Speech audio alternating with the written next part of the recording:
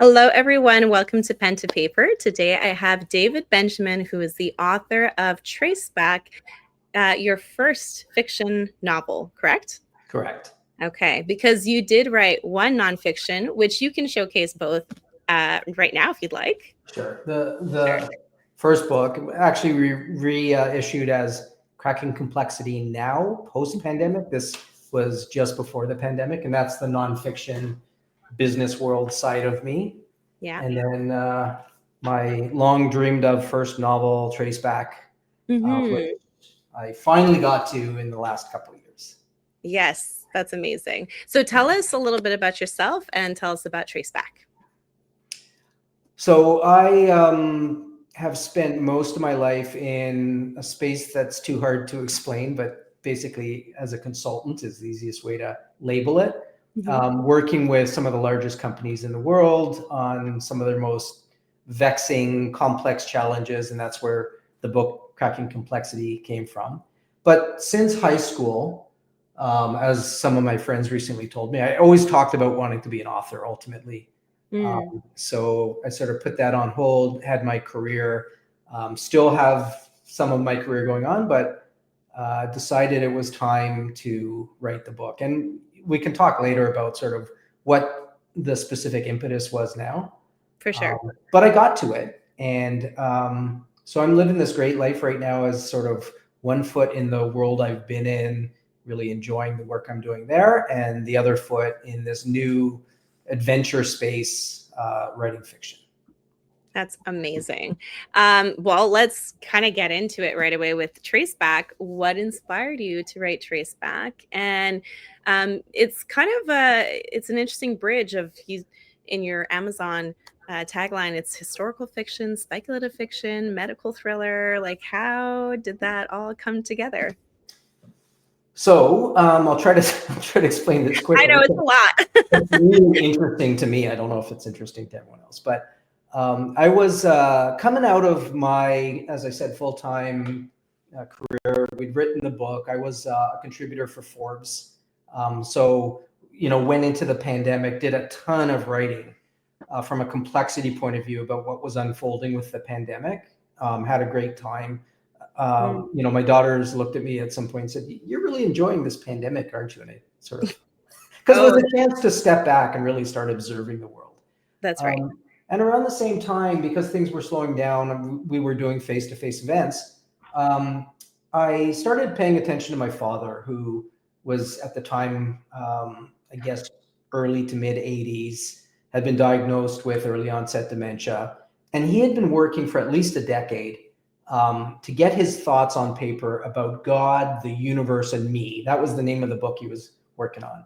And, with the diagnosis of early onset dementia, he was, starting to really struggle with like finishing the job of telling that story. And so I decided, I set aside, I was being asked by an Indian CEO who had read Cracking Complexity and loved it. He was asking me to write the Eastern mysticism version with him, for him, as a ghostwriter. It was never very clear. And that would have been 1.5 to 2 years of my life. And I woke up one morning perfectly clear that the right thing to do was to say no to that. Break the news to my wife that I was saying no to that, because there was significant pay that came with that. And tell her I'm going to work on my own book, because if I don't do it now, I'm going to be like my father in my 70s, struggling to do it. And it also gave me time to work with my father. So I spent a couple years, both writing or getting together my concepts for my own book and getting people to review that, but also just sitting on Zoom or in the office with my father, hearing his perspectives on God and life and the meaning of life and the universe and the cosmos. I would pick up my computer and show you the stacks of books he gave me, things I had no interest in reading, about physics and the cosmos and evolution and, stuff I would skim, but he's no. And yet all meticulously highlighted and everything. He said, if you're going to write this book with me, you got to get up to speed on this stuff. So I did my best. I spent a lot of time interviewing him. And those things I was reading for him, they were sparking all sorts of ideas in my head related to what I wanted to write.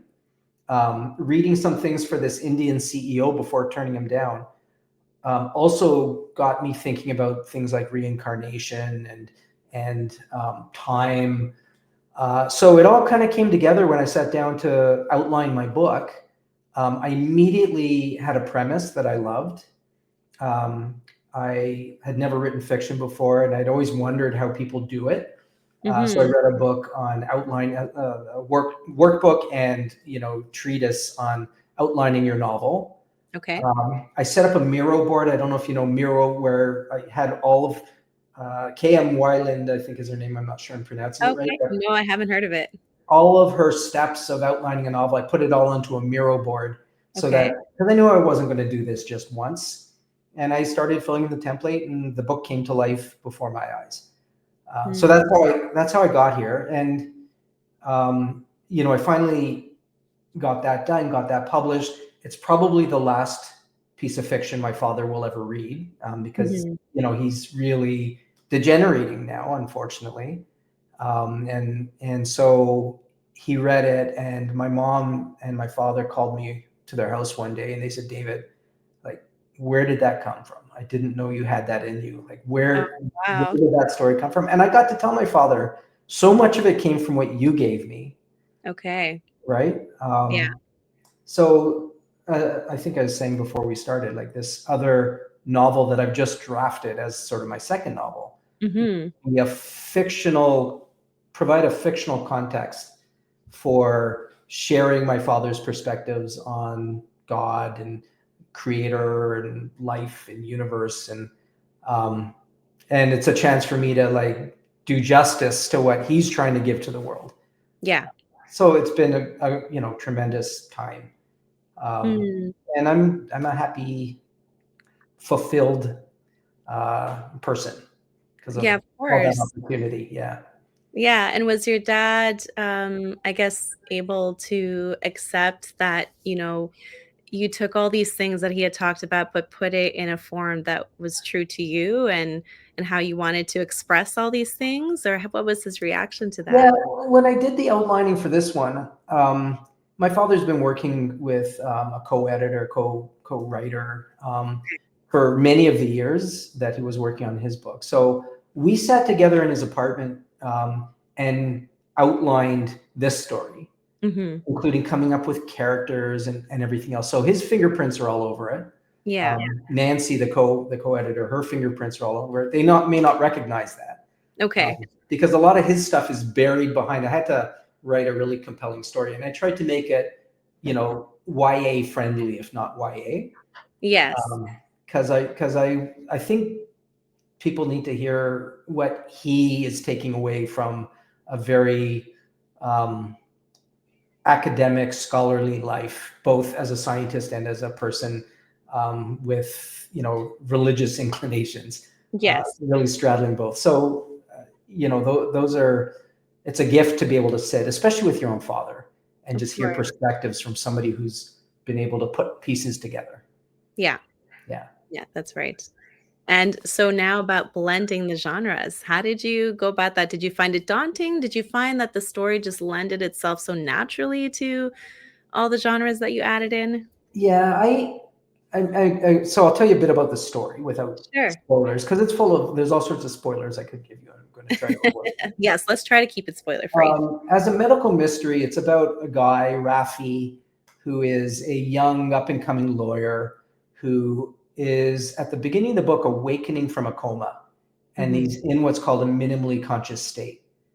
So he's aware of his surroundings, he's thinking, but he's unable to interact with the world around him, which Mhm. includes his mother by his bedside and doctors because he's in a hospital. So while he's in this state, he's beginning to experience these visions or episodes where he is in the mind of somebody experiencing something from history, Mm. generally speaking, something tragic, something calamitous, and he's experiencing it as if he's them. And he's Okay. sort of like, as these episodes pass, he's waking up going like, what the hell was that? Mm-hmm. Wondering if he's losing his mind. So that's the medical mysteries. What's going on with Raffi? What's going on in his brain? Yeah. It turns into a bit of a crime drama. Okay. And I don't want to give away much more about that. But these episodes were my chances to create vignettes of Yeah. historical fiction, That's fun. which is my favorite genre. So I got Okay. to write a bit about Vesuvius erupting and Mm, the fall of Jerusalem in 70 CE, and all yeah. sorts of cool things like that, through different characters' perspectives. Because each time Rafi's in one of those experiences, he's someone other than himself telling the story. That's right. So I've described it. I know I'm being long-winded a bit, but No, no, it's good that we want to hear the story behind the story. This is like what this whole show is about, just kind okay. of digging into your brain. And so feel free to talk as So much as you want. the breakfast cereal Lucky Charms, like one of my Yes. favorites as a kid. So Okay. the you got the bits that nobody likes as much as the marshmallows. So for Hmm. me, like in my novel, um, the vignettes, the historical fiction little marshmallows are the Okay. treats that I hope people are looking forward to as they go through the book. As much as the rest of the book is really cool and interesting, Yes. I think the fun is in those little treats. Well, that's fun. I'm really looking forward to it. I do have my own copy here, which I got from you when I first met you. We were both two authors giving, talks on our books, and then I had to buy it, especially the historical fiction bits. So I'm really looking forward to reading those, like the little marshmallows that you put in. That's a really cool way of explaining it. Yeah, and I didn't know, like, you've done this and you've done it for a first time at some point in your life. You're Hmm. putting so much of yourself on the page, and Hmm. for a long time, you're not knowing whether people are going to like it, Yes. and what they're going to think about it, and are they going to at least be kind when they give me feedback. Yeah. So, I'm now very confident that anyone who reads the book is going to enjoy the book. Okay. Um, it's because of the setup for the story. It's a little bit of like figuring out what this is before it starts Hmm. being what it is. Hmm. Because Rafi's in a confused state, not understanding what's happening to him. So is the reader Yes. in the beginning. Yeah. Yeah. Yeah. Oh, that's so. Oh, wait, we got a question here. So, how daunting was the research of each of the historical fiction pieces? Especially if they're different time and eras. Are they different eras? Yeah. It was really more a process of discovery. It didn't feel like research. Like I was trying to figure out, okay, so, and I know Rafi's lineage to some degree where the reader doesn't. So I was trying to think, with that lineage, what are some of the events in history that his ancestors might have been exposed to? Then Mm, I'd go looking and I'd find one, during the Black Plague in the 1300s. And I'd go, oh my God, that, like, what a great setting for one of these vignettes. And even, the eruption of Vesuvius. Who doesn't love Pompeii and stories of Pompeii? But yeah. there were other towns affected by the eruption. So I Mhm. set my vignette not in Pompeii, but in Stabia, which was a little Roman villa that was also wiped out in the eruption. And so is that, and every time I went looking, there was something really cool that I was able to find. There's a scene that takes place in a barn in England. I forget the century. Um, and I wanted it to be a mighty storm. The name of that little vignette is A Mighty Storm. Ooh. So I went looking, and sure enough, there was an unprecedented storm that year that went all through the night and destroyed everything. And like, it's just so, yeah. Part of the fun of this was just learning about things. And I'm sure you've had this experience where the universe starts to tell you your story after a while. Oh, definitely. Yeah. Yeah. And the characters start waking you up in the middle of the night and saying, no, no, like, I wouldn't have done that. I would have done this. And Yeah. those kinds of things. Yeah. Well, thankfully, I don't get woken up in the middle of the day, but definitely a lot of that happens when I'm driving because I do a lot of Oh, driving. I live, in the country, far from towns and cities, and so yeah, that's when I start arguing with my characters and they start popping up. it sounds like, again, I forget the Will Ferrell movie, Okay. where he's an author and his characters come to life. Oh, yes. It's on the tip of my tongue, but I Like, can't. as a Yeah. like before you've written any fiction, you watch it and go, okay, like that's cool, and Yeah. then you realize, oh, wait a minute, I know where that came from. Yeah, Yeah, exactly. Yeah. No, that's it's a lot of fun. And historical research is kind of like they're fun little rabbit holes that you can get lost in pretty quickly. Did you find that was the case for you that, let's say you picked the Black Plague era and you just kept yeah. researching. Did you find you had to stop yourself at some point and be like, okay, let's get back on track? Well, again, like there's so much more that than what you put on the page, and like Hmm. that's part of telling a good story, is that like there's depth to it. I've been told, my characters have a lot of depth to them, and it's because I did the work of really getting to know their backgrounds. And same with these historical scenes where you want to put everything down. Yeah. But in terms of the frame for my story, I don't have the luxury of spending too long in somebody's head experiencing what they're experiencing. It wouldn't fit what the story is. Yeah. So you got to make your choices. So the rabbit holes are definitely there. Hmm. A different kind of rabbit hole. When my oldest daughter, I've got 3 daughters, and by the way, a lot of the reason I wrote a book was to show them that you can just at some point in your life stop everything and do something that you were meant to do, you were put on the earth to do. So Hmm. I said, I'm going to write a book, and then I had one ready a few months later. Um, but my oldest daughter read draft number 1 or draft number 2, and there was a character in there, a clinical psychologist named Dr. Hedayat, an Oh, Indian man. okay. And he was just like, you drop some characters on the page so that they exist and they can play their little part in the story. She Yeah. said, I want to know all about that guy. Like, Oh, tell me more about him. So I went researching his background. Of course, he's a fictional character.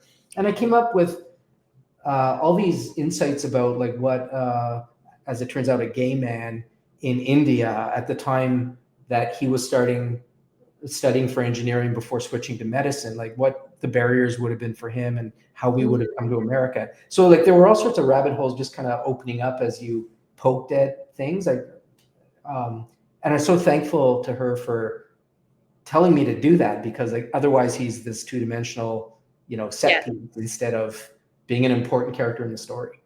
Yeah, that's right. Wow.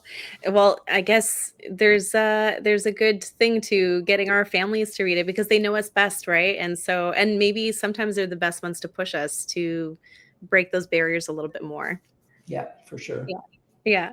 So you have some themes here about identity and healing. So how does Rafi's journey challenge or redefine what it means to come of age, not even just through his own life, but through ancestral connections and, as you said, those little historical fiction vignettes. Yeah, he's got some hangups, this guy. Nice guy, smart guy, driven, very suffocated by his mother. Hmm. And for anyone who knows me, that's not based on me. That any I'm glad to hear resemblance, it. any resemblance is strictly coincidental. So he's really stifled by his mother, and that's because there's something, there's a phobia he has, which is related to these episodes he's later having. No connection is obvious at the beginning. So he's really been held back by his mother and by these fears. And the fears are so deep rooted that he doesn't even know that that's what's been holding him back. So a lot of the story for Rafi is finding out that, I'm not a broken person. Hmm. I've got some quirks. I've got some fears, and they're there for a reason. They're part of my programming.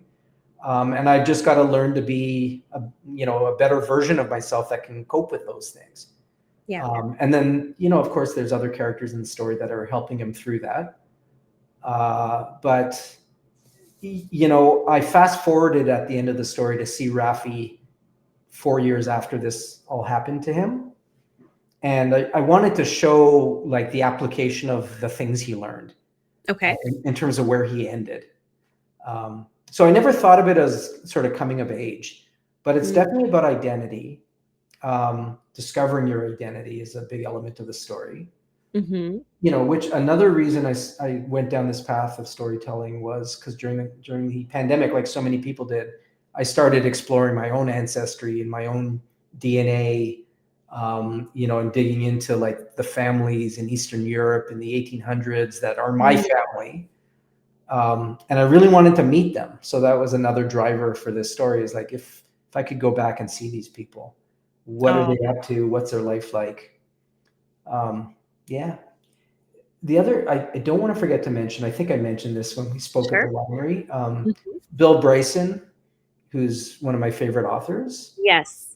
and A Complete History of Everything, which is the best book he's written. I think I can say that definitively. Okay. He opens it by congratulating the reader on reading his book. Why am I congratulating you? Because in order for you to be holding this book in your hand, every one of your ancestors, going back to the primordial ooze, had to have survived at least to the age of procreation, which makes your existence very special, and congratulation worthy. And that's such a fascinating thought, because sort of a corollary to that is that if you went back to any point in history, you would have an ancestor who was alive at that time. Mm-hmm. Whether it's a tiny little 3-cell organ swimming around in the ooze, or some whenever. So again, a big part of this story is knowing that there's always somebody who contributed to your existence in some way. That's a That, really neat way of thinking of it. yeah, I Yeah, blew my mind, and I wanted to tell a story that shared some of the implications of that. for sure. I'm curious, did your writing Cracking Complexity, and because that's your nonfiction work, did some of that kind of make its way into Traceback in terms of I don't know, what you were looking at in that book, what you were trying to share, and Yeah, did it I pages? I'm not a person who reads business books. I never was a person who reads business books. Totally disinterested in business in general. Ended Mm-hmm. up in business with a partner, doing some great work, but never thought of it as business. Yeah. And so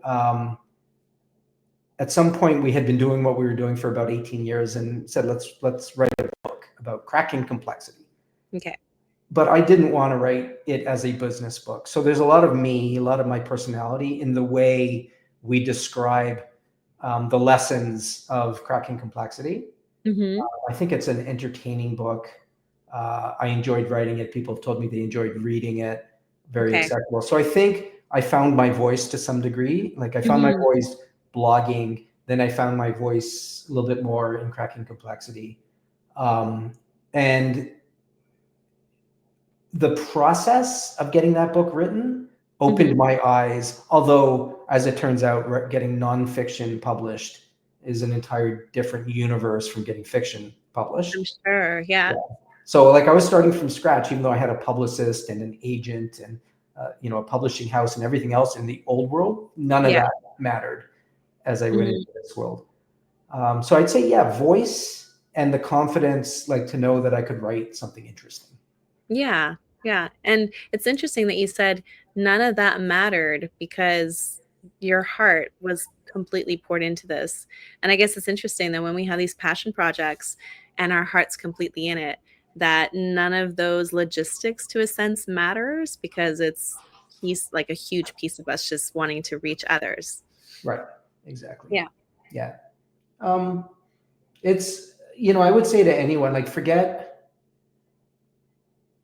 whether you want to write fiction or whether you want to paint or whether you want to dance or whatever it is. There comes a point in your life when you just have to do it, Mm-hmm. and you can't wait until your body or your mind starts to go before you do that. Yeah. Um, and you can't wait until the circumstances are perfect. There's there's a gap in your schedule. Like you just gotta force it. Yes. And you're put on the earth in the world to do something. And by the time you're, deep into your career, you probably know what that is. Mm-hmm. And it's possible it's not what you're doing. So it's not like you can just necessarily walk away from the income or anything else, but you can do things like I decided 20 years ago or 15 years ago, I was just going to start blogging and, being silly in my Facebook posts and things like that, Yeah. because I had to find my voice. And if I waited, I wouldn't have my voice when it was time to write my book. Yeah. That's Yeah. a really good, yeah, that's it. You're just taking imperfect steps, which build momentum toward what you know is, yeah, like for you, it's this. So, Exactly. And many more, I hope. yes, for Yeah. sure. Yeah, no, I hope so too. Um, would you say that Traceback is a thriller to some extent? Because I it seems like it wouldn't. has a lot of thrilling aspects. Yeah, I mean, Amazon, went all out in terms of the advertising because I published with Amazon, the Okay. cover production, like they played into the thriller aspect of it, and I was like, oh, I thought it was a romance. Like my favorite part of the book is the romance, Okay. and again, I don't want to spoil things, but Rafi's in this coma. Um, by definition, he's not in the middle of a romantic entanglement until he's out of it. Mm-hmm. But the night before this accident happened that put him in a coma, that's when he met the love of his life. And he was actually meeting her for the second time. But part of my original title for the book was Latency, because I really like Rafi is a latent character. Mm-hmm. Um, and this romance was a latent romance. And what's going on in the story itself also has to do with latency. Mm-hmm. Um, but I love the idea of a latent romance, and I couldn't think of many examples of having read or seen movies where literally this like love of your life moment comes at exactly the wrong time, Mm. and then it's got to prove itself, Yes. that it's still there when it's time. Yes. So yeah, so I was thinking, okay, I think it's a beautiful romance. I love the historical fiction. I Mm. guess it's a medical mystery. And Yes. then, yeah, I guess there are thrilling moments in the sense of a thriller. Mm-hmm. But I don't think of it that way. And when people were asking me, sorry, Leah, because I am rambling again, No, it's um, okay. what's the genre? I literally sat there going, you tell me. Like, Okay. and Yeah. I interviewed the people who read the book and they said, oh, I see the problem. Yeah, I guess I would say medical mystery. The one person who I think came closest to getting it right, Okay. he called it a puzzle box. Oh, I love Um, that. yeah, I love that too. Just because there is a coherent story going on, the Yeah. pieces are all there, and you're putting it together at the same time that the characters are putting it together. So puzzle Mm-hmm. box works for me as well. Yeah, Wow. I can't wait to read that. I love conundrums. I love mysteries and little puzzles. And yeah. so that is so cool. For me, it's movies like I'm trying to think of the examples: Big Fish, Finding Okay. Neverland, like where there is a big coming together payoff. Everything made sense when you get to the end. Um, Yes. I love that. So if I set out to write a genre, it was that I wanted something that felt that um, Mm. satisfying at the end. For sure. Now you said that you interview your readers and ask them like what did they get out of it? But is there one message or one thought or a feeling that you want them to take away after reading your book that I you hope want, that they do? I mean, I've had the people tell me like it's such a tidy story. It's so like there's pieces all over the place and they just come together and fit together beautifully. Mm, I poured my heart into what's I guess the epilogue, because I really when I did have my agent from the old world read my book, the one thing he told me is like your characters are too noble. You got to no. have like the bad guy stands out because they're the only person with with flaws. You got Okay. to make everybody flawed. So I want people to feel the way I feel with you right now, Leah, which is like I'm sitting and having a conversation with you and getting to know Mhm. you, and you're getting to know me. I want people to feel like that with the characters, that they got to spend time with people they like, who are Yes. really interesting, even if they're flawed. And unfortunately, that means everybody who's asking for a sequel wants it to be the same set of characters. I'm like, well, no, that's not the sequel I'm planning. Uh-huh. Yeah, Okay. So will there be any kind of thread that ties them together? yeah, probably more on the antagonist side than the protagonist side. Oh, that's going to be Because I'm exciting. so happy with how Rafi's story ended that I Yeah. don't want to bother the guy. He went through such a hard time. You already went through so much in the I don't first want one. to drag him out of retirement, put him back into the story. Yeah. Yeah, so the challenge is going to be, finding another set of characters, and Rafi may make an appearance, etc. But like, just I fell in love with the characters. I want to spend time with the same characters. Yeah. But at the same time, I think it's better to find a new story and a new cast. Okay. Yeah. Well, that's really exciting. So that feedback that you got about your characters being too noble, did you I didn't quite understand. Did you give them flaws after you got that feedback? Or you're just like, no, I really like that they are noble. I mean, they can make mistakes here and there, but it's nice to just, have people who have a very giving, like, Yeah. they're just good. Yeah. I did a prologue after that feedback Okay. to put in some backstory for a few of the characters, including Rafi and his love interest Pina. Okay. Um, and in the backstory for Rafi and Pina, I made Rafi's mother look so horrible that, when whoever read it for the first time said, "Wow, I hate her." So Mm, good. I'm glad you hate her, because yeah. that's what I was supposed to do. And the other character, who later on you'll like less, I made her very empathetic Okay. with that beginning.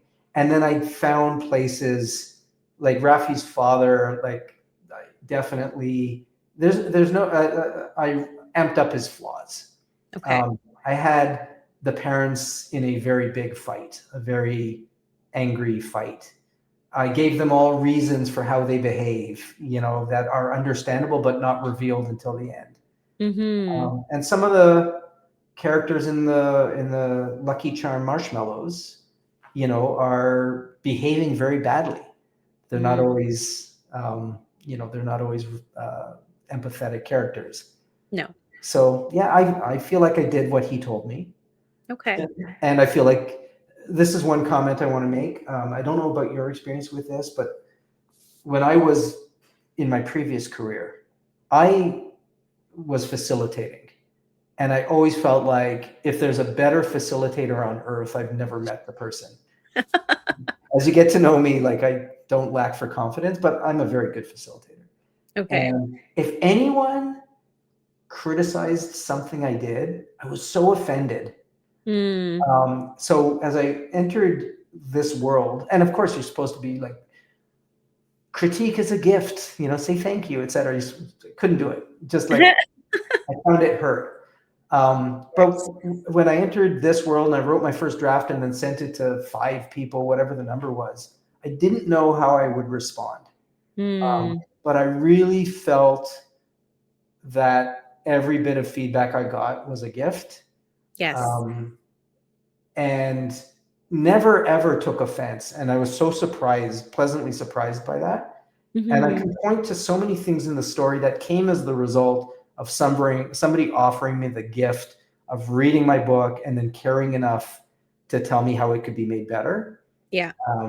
So yeah, that was a big learning for me. And I'm trying to, tell other people in my life, you know, how valuable that can be if you come in with the right mindset, For and sure. really listen to feedback, Yeah. but not about my facilitating. So you'll listen to feedback as long as it doesn't touch that. Well, maybe that wall of, that pride will come down. You never know. Yeah, the good news is when you're perfect, nobody critiques you. So, Ah. but funny story. When you and I were at the winery about to do Yeah. it took every ounce of strength not to stand up and get the group seated and ready for the session that was about to start. Oh, Because that's often on me to get those kinds of things going. yeah. Anyways, Well, that's really cool. yeah. So your second book, you're working on it. Do you have like a date that you're hoping to get it out or? Well, so literally for my father's book, Mhm. um, I am very impatient to be able to put something in his hands For that sure. he recognizes as including his thoughts and his beliefs. If you read Traceback, in both the acknowledgement at the beginning and the dedication, no, vice versa, dedication at the beginning, like I mentioned my father, because Yeah. it has meant so much to me to really get to know him over the last few years. Mhm. And again, he read that and he understood, because it was a year and a half ago or something, that like this book was inspired by and populated with thoughts from you, Dad. Mm. And so for this book, which is much more literally a product of his thinking, Yeah. I want to have it published as quickly as I can, even if it's 10 copies, so I can put a copy in his hand and get the recognition that like his story has been told, Yes. his perspectives have been shared. So if anyone of my sisters are listening right now and are supposed to be reviewing the book, Oh. I'm waiting for your feedback. But I am in a bit of a hurry for that. I'm in no hurry for a sequel to Trace Back. As Yeah. you know, it's one thing to like publish a book that people love. It's another thing for people to find the book in Yes, for an sure. overwhelming, noisy universe. So I would like to build an audience for Traceback and build some demand for the sequel before I really pour myself into that. Okay. And I also sort of set into this adventure wanting to try all sorts of different genres. So Mm. other concepts, like a book called Tales from the Dog Park, Oh, because as I've taken my dog to dog parks, you meet, especially the part of town I live in, many retirees with incredible stories and histories. yes. Um, a guy who used to work security for the banks and dealt with like armed robberies. A woman who emigrated from Hungary, born during the war, father in internment camps. Hmm. Just these amazing stories, and I think Tales from the Dog Park. To get to know sort of the person and the dog and have little vignettes from them about their life and what brought them together with their dog, with photos and everything else, Oh, I love would be that. a really fun project, right? Yeah, for sure. I got ideas like that are running around in my head, and I plan to get to all of them because I started early enough to have time to get Yeah. to all of them. Yeah. And good for you. Good for you that you took hold of the reins and decided this is what I'm going to do with my life. And you just went all in. So, yeah, it's Yeah. very inspiring yeah, it's never too late to to do the dream that you dream of doing, well, Except especially books. except So, when it is too late. That's when it is too late.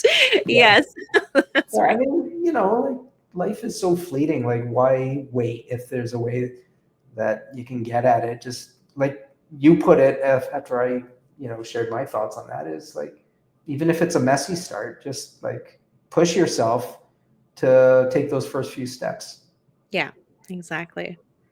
Well, thank you so much, David, for coming on, sharing about Traceback, um, the wonderful story about you and your father and how that's going to culminate in the next release, and also cracking complexity for those who like business. Why not and go take a look and read it? It's there, Cracking Yeah, for Complexity sure. now. Yeah. Yeah. So And this book. the father book is going to be called Oh yes. The Music of Heaven. Um, which Oh. is a quote from Hildegard of Bingen, who's another historical figure. If you've never heard of her, Leah, I'm talking to you specifically. Okay. Saint Hildegard. Okay. Just Google her and like look a little bit about her. She's the most fascinating character from the early 1100s. Lived at the time of the Templars, rubbed elbows with popes and kings, Yeah. but was a mystic, like an amazing woman. And again, one of these people I never would have discovered if I wasn't off trying to write stories. So cool. Okay, I'm definitely gonna look her up for sure. Yeah. Thank you for that note. Sorry, you were in wrap up mode and I interrupted you. Go for Oh, it. no, no, it's okay. I'm glad you told me because I really, really want to look her up now. That's an amazing, and for whoever else likes history like that too. Yeah.